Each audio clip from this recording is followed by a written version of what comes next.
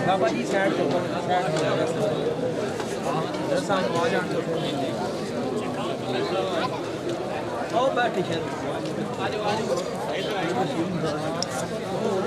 इकट्ठे हो भाई जिसने कमर बुलंद है इकट्ठे हो फिर काबू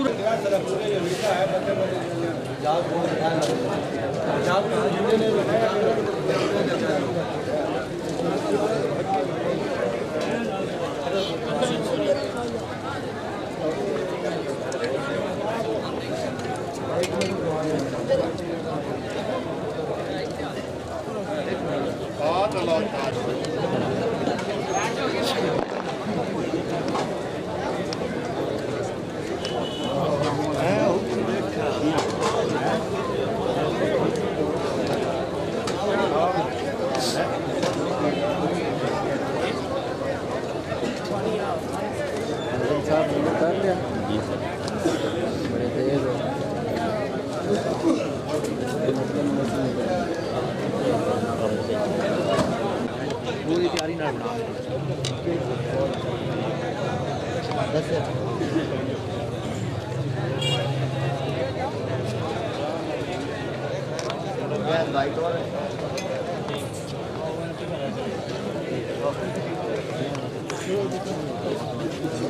बादशाह बनने में थे लोग वेगन में सिस्टम वेगन होता है ना